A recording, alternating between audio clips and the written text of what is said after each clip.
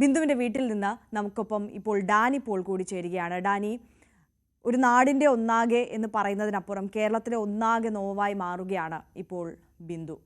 ആ വീടിൻ്റെ അത്താണിയാണ് പെട്ടെന്നൊരു നിമിഷം പൊടുന്നനെ ഇല്ലാതായത്. ആ കുടുംബത്തിനോ നാട്ടുകാർക്കോ ബിന്ദുവിനെ അറിയാവുന്ന ആർക്കോ താങ്ങാൻ കഴിയുന്നതല്ല ആ വേദന, വേർപാട്. അല്പസമയത്തിനകം മൃതദേഹം വീട്ടിലേക്ക് എത്തിക്കുമെന്നതാണ് മനസ്സിലാക്കുന്നത്. അവിടെ നിന്നുള്ള വിവരങ്ങൾ.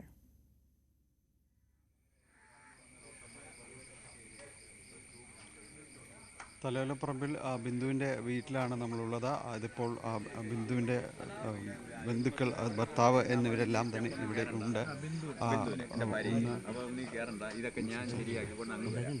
അപ്പോഴാണ് ഇത് ബിന്ദുവിൻ്റെ ഭർത്താവാണ് വിളിച്ച കെട്ടിടം ഇടിഞ്ഞു വീണു. അവൻ ഓടി വരണമെന്ന് പറഞ്ഞു. ഞാൻ അങ്ങ് ഓടി ചെന്നപ്പോൾ എൻ്റെ ഭാര്യയും കാണാനില്ല, മകളെയും കാണാനില്ല. ഞാൻ ഒറ്റയ്ക്കേ ഉള്ളൂ. ഞാൻ എന്നാ ചെയ്യും? ഞാൻ എല്ലായിടത്തും തിരക്കിയപ്പോൾ ഈ വിവരം വേറെ ആരോടെങ്കിലും പറഞ്ഞായിരുന്നു? ഞാൻ അവിടെ കാണാനില്ലപ്പോൾ അവിടെ ബഹളമായല്ലോ. അവിടെ ബഹളമായപ്പോൾ പാർട്ടി കിടന്ന നമ്മുടെ ഇപ്പം ഈ ബിന്ദു ഇരുന്ന പാർട്ടി, എൻ്റെ കൊച്ചിരുന്ന പാർട്ടിയിലുള്ള ആൾക്കാരെയൊക്കെ മാറ്റിയല്ലോ. അവിടെ ഓപ്പറേഷൻ ചെയ്തവർ കിടക്കുന്നവരുണ്ട്, ബാക്കിയുള്ള ആൾക്കാർ കിടക്കുന്നവർ എല്ലാവരെയും അവർ മാറ്റി. കെട്ടിടം ഇടിഞ്ഞു വരിക എന്നാണ് അവർ പറയുന്നത്. അപ്പോൾ ഉള്ള എല്ലാം ഷിഫ്റ്റ് ചെയ്ത് അവിടുന്ന്. അതിൻ്റെ കൂട്ടത്തിൽ എൻ്റെ കൊച്ചിനെ എടുത്തുകൊണ്ട് പോയി. ഭാര്യയെ കാണാനില്ല. ഞാൻ തിരക്കി പിടിച്ച് തന്നപ്പം ഈ കുഞ്ഞു പറയുന്നത് അമ്മയെ കാണാനില്ലെന്ന് പറഞ്ഞു. അപ്പോൾ ഇതിൻ്റെ ഇടയ്ക്ക് കിടക്കുന്ന കാര്യം എനിക്കും അറിയത്തില്ലായിരുന്നു. ഏതാ കെട്ടിടത്തിൻ്റെ അവശിഷ്ടത്തിൻ്റെ അടിയിൽ കിടക്കുന്നത് എനിക്കറിയാം. ഞാൻ ആരുടെ പറഞ്ഞിട്ട് എനിക്കറിയത്തില്ലല്ലോ അവിടെ ഉണ്ടെന്നുള്ള കാര്യം. ഇവള് മിസ്സായെന്നാണ് ഞാൻ അപ്പോഴും അറിയുന്നത്. ഈ ബഹളം കേട്ടപ്പോൾ ഇറങ്ങി ഓടി മറ്റുള്ള ആൾക്കാരോട് പുറത്തു പോയെന്നാണ് എനിക്ക് എന്നെ തോന്നിയത്. പക്ഷേ ഈ കെട്ടിടത്തിൻ്റെ അടിക്ക് കിടക്കുന്ന കാര്യം എനിക്കും അറിയത്തില്ലായിരുന്നു. അപ്പോൾ ഞാൻ എൻ്റെ അടുത്ത് പറഞ്ഞു, നിങ്ങൾ കാഷ്വാലിറ്റി പോയി നോക്ക്, അവിടെ ഉണ്ടോയെന്ന് ചോദിച്ചു. ഇവിടുന്ന് പോയ കുറേ ആൾക്കാരെ അങ്ങോട്ട് വിട്ടിട്ടുണ്ട്. അവിടെ ചെന്ന് ഓടി നോക്കുമ്പോൾ ഞാൻ അവിടെ ചെന്ന് നോക്കിയപ്പോൾ അങ്ങനെ ഒരാൾ അവിടെ ചെന്നിട്ടില്ല. പിന്നെ പോലീസുകാരെല്ലാം പിടിച്ചിട്ട് എന്നെ അവിടെ നിർത്തിയിട്ട് പിന്നെ പിന്നുള്ള കാര്യങ്ങൾ കിട്ടിയെന്നുള്ള കാര്യങ്ങൾ എന്നെ മറച്ചു വയ്ക്കുകയായിരുന്നു. ഏതാ ബോഡി കിട്ടി, JCB വന്ന് കുത്തിയെടുക്കുമായിരുന്നു. JCB റാമ്പിൽ കൂടെ വരാനൊക്കെ പാടാത്. മെഡിക്കൽ കോളേജിൻ്റെ റാമ്പിൽ കൂടെ വരണ്ടായത്.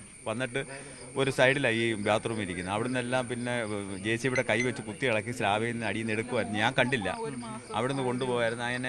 അങ്ങനെ ആ ഭാര്യയുടെ കാര്യം ഞാൻ അറിയുന്നത്. അപ്പം ഞാൻ ചെന്ന് നോക്കിയപ്പോൾ എൻ്റെ അടുത്ത് പറയുന്നത് ഐഡൻറ്റിഫൈ ചെയ്യാൻ പറഞ്ഞ്, ഇത് നിങ്ങളുടെ ആണെന്ന് നോക്കുക. ഞാൻ നോക്കിയപ്പോൾ കാണാം മുഖമൊക്കെ ഞാൻ ആദ്യമേ പറഞ്ഞു എൻ്റെ അല്ലെന്ന് പറഞ്ഞു. ഒരു 80 വയസ്സ് പ്രായമുള്ളൊരു തള്ളയുടെ മാതിരി രൂപം.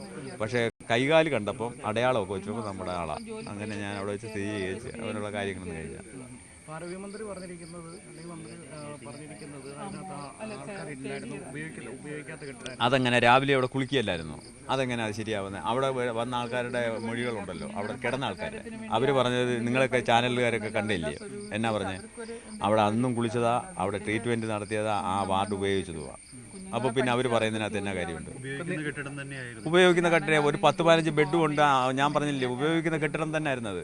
ഞങ്ങൾ 1-ാം തീയതി ചെല്ലുമ്പോൾ അവിടെ ആളുണ്ടായിരുന്നു. ഞങ്ങളെ അവിടെ അഡ്മിറ്റ് ചെയ്തിരിക്കില്ലയോ? രാവിലെ കുളിയൊക്കെ അവിടെ ചെയ്യും. എനിക്ക് പറ്റത്തില്ല, ലേഡീസാണ്. അപ്പോൾ ആ വാർഡ് പിന്നെ വനിതാ വാർഡായതുകൊണ്ട് നമുക്ക് അങ്ങോട്ട് കയറാൻ പറ്റത്തില്ല. ഞാൻ പുറത്താണ് ഇതെല്ലാം കഴിയുന്നത്. ഭാര്യയും മക്കളും ഒക്കെ അതിനകത്ത് അവിടെ ഉണ്ടായിരുന്നു. ഒന്നും പറഞ്ഞില്ല. അവിടെ നിരന്തരം അവിടെ വന്ന് ഡോക്ടർ റൗണ്ടിന് വരികയൊക്കെ ചെയ്യുന്ന ഒരു ഹോസ്പിറ്റലാണ് ആ ഭാഗം, ആ വാർഡ്. അവിടെ ഏത് സമയത്തും ആളുണ്ട്. ചെരുപ്പിട്ട് കയറത്തിൽ ICU മാതിരി അങ്ങനെയുള്ള ഒരു വാർഡാണ് അത്. അവിടെ രാവിലെ ഈ പറയുന്ന രീതിയിൽ ബാത്റൂമിലൊക്കെ പോയി ആൾക്കാർ കുളിക്കുകയും നനയ്ക്കുകയൊക്കെ ചെയ്യുന്നതാണ്. അങ്ങനെയുള്ള ഒരു സ്ഥലമായിരുന്നു.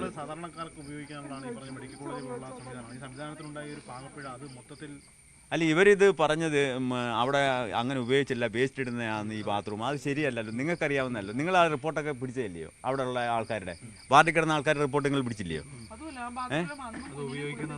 അത് ഉപയോഗിക്കുന്ന അവിടെ കിടന്ന ആൾക്കാരുണ്ട്. ആ ബെഡിൽ കിടന്ന ഏതാണ്ട് 10-15 ആൾക്കാർ, വയ്യാത്ത ആൾക്കാർ, ഓപ്പറേഷൻ ചെയ്തവരുണ്ട്, ചെയ്യാത്ത ആൾക്കാരുണ്ട്, ഒക്കെയുണ്ട്. രാവിലെ എൻ്റെ മോളും രാവിലെ അവിടെ എൻ്റെ ഭാര്യ കൊണ്ട് കുളിപ്പിച്ചയാ. എൻ്റെ മോളെ അവിടെ തന്നെ ആ ബാത്റൂമിൽ തന്നെ എൻ്റെ ഭാര്യയെ കൊണ്ട് കുളിപ്പിച്ച്. ഞാൻ ചെല്ലുമ്പോൾ ഞാൻ പുറത്താണ് കിടക്കുന്നത്. എന്നെ വിളിക്കുകയായിരുന്നു. ഞാൻ ചെല്ലുമ്പം ഇവർ കുളിച്ചൊക്കെ റെഡിയാക്കി മോളെ കുളിപ്പിച്ചിട്ട് ഇവളും കുളിച്ചിരിക്കുക. എൻ്റെ ഭാര്യ അന്നൊന്നും മരിച്ചിട്ടില്ല. ഇത് 11-10 എനിക്കറിയത്തില്ല സമയം. ആ സമയത്തങ്ങളിലേ ഇത് ഇടിയുന്നത്. അപ്പോൾ രാവിലെ ഇതെല്ലാം കുളിച്ച് നല്ല കൃത്യമായിട്ട് നിൽക്കുക. അത് ഉപയോഗിച്ചിട്ടില്ല, അത് ആ വാർഡ് നമ്മൾ എടുത്തിട്ടില്ലെന്നൊക്കെ പറയുമ്പം ആരെ പറ്റിക്കാനത്? എവിടെ? ബിന്ദു മാത്രമല്ല, ആ വാർഡിൽ കിടക്കുന്നതിന് മൊത്തം ആ ബാത്റൂമാണ് ഉപയോഗിക്കുന്നത്.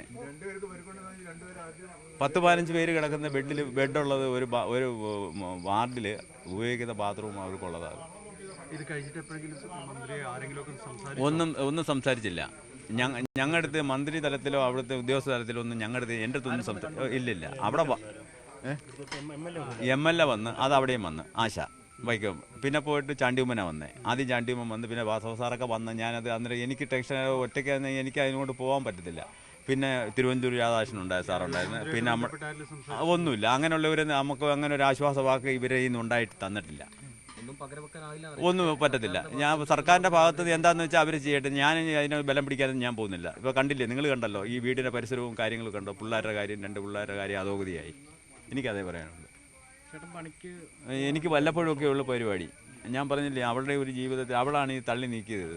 ഞാൻ അതിൻ്റെ ഭാഗം മാത്രമേ ഉള്ളൂ. എൻ്റെ ഭാര്യയാണ് ഇത് തള്ളി നീക്കി പിള്ളേരെ ഈ പരുവത്തിലാക്കി. നേഴ്സിംഗ് പഠിപ്പിക്കാൻ ഒറ്റ കാരണം എൻ്റെ ഭാര്യയാണ്, ബിന്ദുവാണ്. ഇല്ലാത്ത പൈസ മുടക്കി ഇതൊക്കെ ഒപ്പിച്ചതും എൻ്റെ ഭാര്യ തന്നെ. ഈ ലോണിനൊക്കെ പോയി കഷ്ടപ്പെടുകയും മഴയും പോയി ഒക്കെ ചെയ്യുന്നത് എൻ്റെ ഭാര്യ തന്നെ. എല്ലാം അവൾ തന്നെ. ഞാനൊരാൾ മാത്രമേ ഉള്ളൂ അവിടെ. അത് അവരിന്നലെ വന്നവർ പറഞ്ഞ് മകളുടെ ചികിത്സ നമ്മുടെ ഇഷ്ടപ്രകാരം മെഡിക്കൽ കോളേജുകാർ നടത്താമെന്നാണ് പറഞ്ഞത്, ഓപ്പറേഷൻ. ബാക്കിയുള്ള കാര്യങ്ങൾ അവർ കൂടി ആലോചിച്ച് ചെയ്യാമെന്നാണ് ഇവിടെ അവർ പാർട്ടി എന്ന് പറഞ്ഞത് വന്നായിരുന്നു അവർ. എന്തായാലും ചികിത്സാ കാര്യങ്ങൾ അവർ മെഡിക്കൽ കോളേജുമായിട്ട് എത്രയും പെട്ടെന്ന് നടത്താം. അത് എൻ്റെ സൗകര്യത്തിന്, നമ്മുടെ സൗകര്യത്തിന് നടത്താമെന്ന് അവർ പറഞ്ഞു. എപ്പോൾ വേണമെങ്കിലും നടത്താം. കടങ്ങൾ ഞാൻ പറഞ്ഞില്ലേ, നിലവിൽ 50 ഉണ്ട്. അത് പല വഴിക്ക് 50. അത് 50 എന്ന് പറയുന്ന കൊച്ചിനെയും ചെറുക്കനെയും പഠിപ്പിച്ചല്ലോ. ഇത് ബാങ്കിൽ വായ്പ 5 ലക്ഷമാണ്. ബാക്കിയുള്ള കാര്യങ്ങൾ അങ്ങോട്ട് എല്ലാ സ്വർണ്ണമൊക്കെ അതിന് എനിക്ക് കൃത്യമായിട്ട് രേഖ പറയാറില്ല. ഇതെല്ലാം പ്രമാണമൊക്കെ ഇരിപ്പുണ്ട്. അങ്ങനെയാണ് ഇത് നീക്കിക്കൊണ്ടിരുന്നത്. എല്ലാം നോക്കിയിരുന്ന അവൾ തന്നെ. എല്ലാം നോക്കിയത്, ഈ വീട് നോക്കിയത് അവൾ തന്നെ. അമ്മയൊക്കെ ഉണ്ടല്ലോ, ഞങ്ങൾ പ്രായം അമ്മ ഇരിക്കുക. അതിനെല്ലാം ഞങ്ങൾ തരണം ചെയ്ത ബിന്ദു തന്നെ.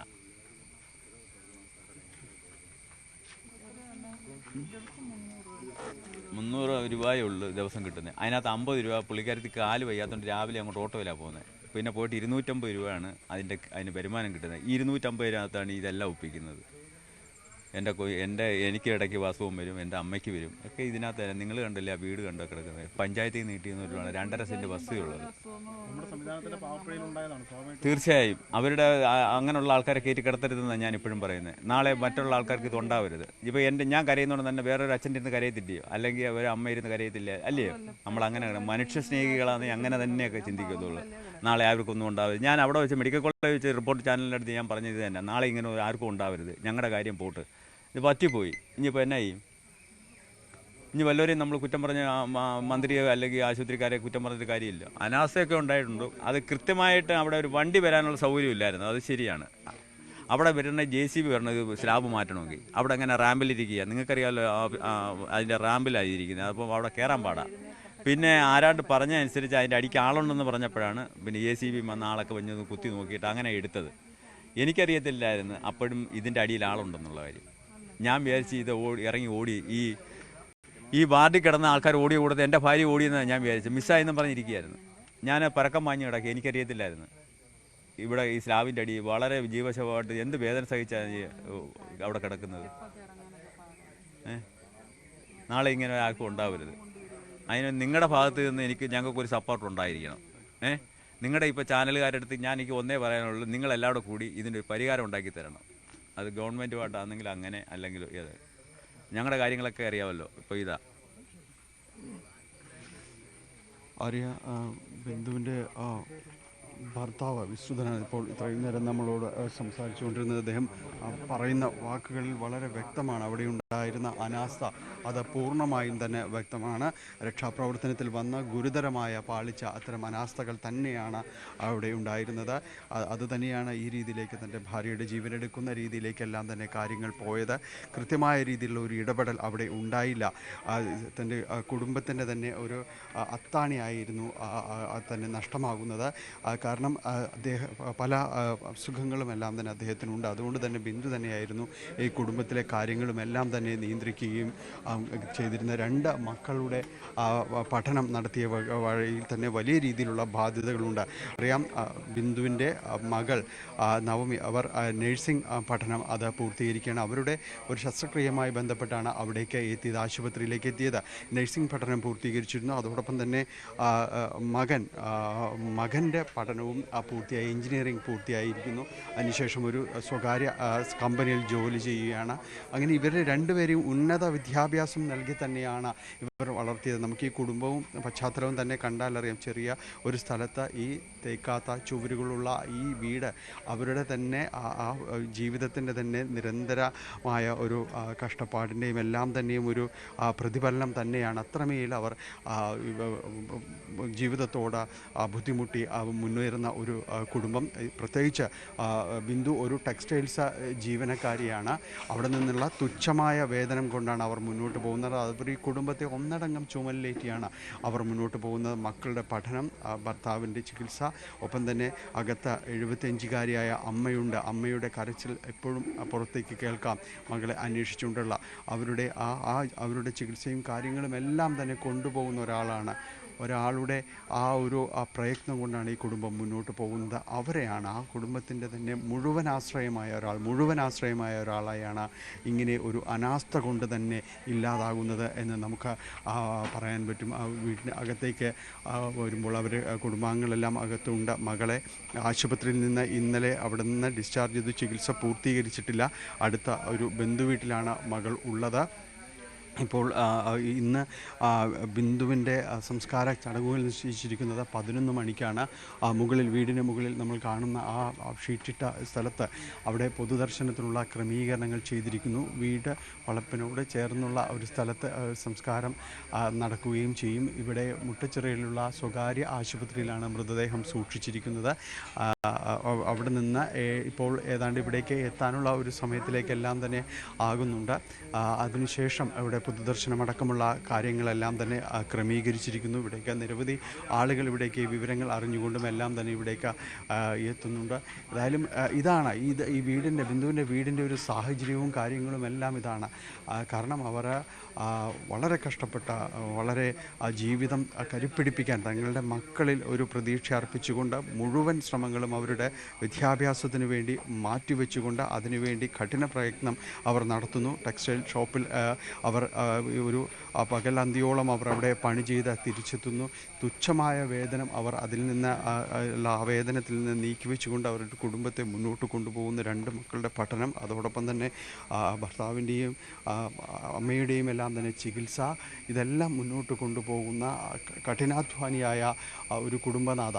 അവരാണ് ഒരു നിമിഷ നേരം കൊണ്ട് ജീവൻ നഷ്ടപ്പെടുന്നത്. അതും തികച്ചും അനാസ്ഥയുടെ, കെടുകാര്യസ്ഥതയുടെ എല്ലാം തന്നെ ഒരു പ്രതീകം എന്ന് തന്നെ നമ്മൾ ഈ മരണത്തെക്കുറിച്ച് പറയേണ്ടി വരും.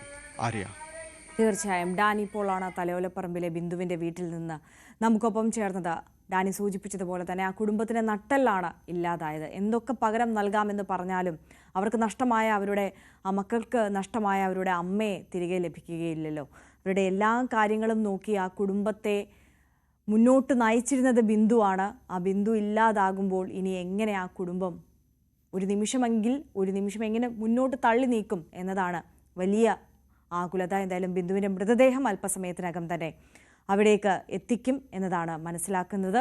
രാവിലെ 11 മണിയോട് കൂടിയിട്ടാണ് സംസ്കാര ചടങ്ങുകൾ ഇപ്പോൾ നിശ്ചയിച്ചിട്ടുള്ളത്.